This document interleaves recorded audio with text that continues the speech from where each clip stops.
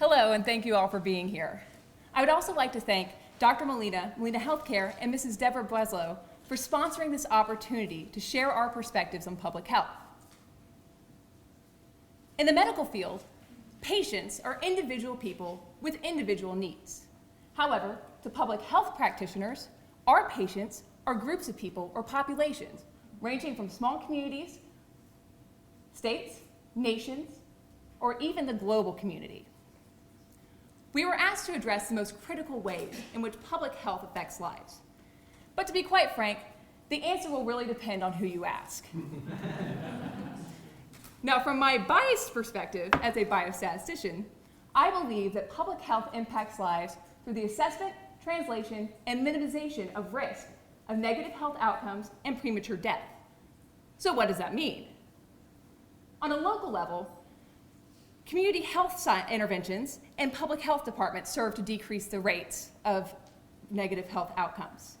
Some examples of these community health interventions with their targeted outcomes are increasing access to condoms to reduce the spread of sexually transmitted infections, implementing fitness and nutrition classes to reduce the rates of obesity, illnesses, and heart disease, and also some communities add fluoride to their water supply in order to protect against dental decay and oral health diseases.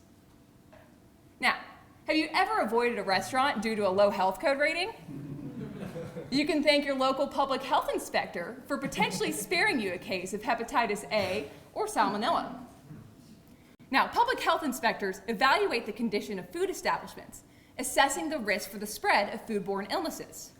The results of their survey are translated into a letter grade that can be easily interpreted by the public. Now, public health departments aren't just food safety. These departments also work with hospitals and care providers to investigate, monitor, and prevent any potential disease outbreaks. Sometimes their work is also reported to local and state and national government and federal governments. Now, on a national level, public health and disease prevention are implemented through research, media, and policy. One of the notable examples of effectiveness of public health in evaluating and decreasing the risks are through the example of cigarette smoking.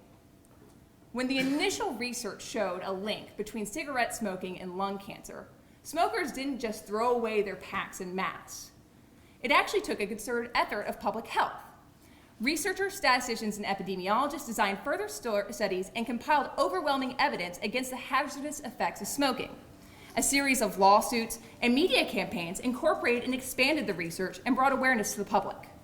Specific policy changes were adopted and cessation education programs were developed to decrease the rates of smoking. As a result, the rates of smoking have declined from 42% in 1965 to 19% in 2011.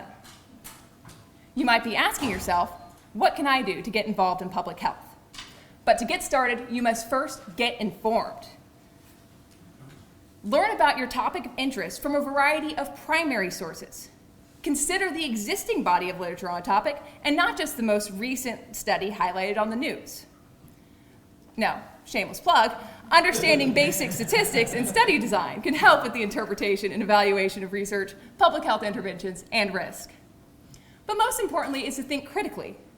For any given study, look closely at the design and sample size, and ask yourself if the results can be generalized outside of the sample participants. Another question to ask would be, how does a new health intervention fit with what we already know about the disease? Now, ultimately, there is only so far that we can minimize the risks.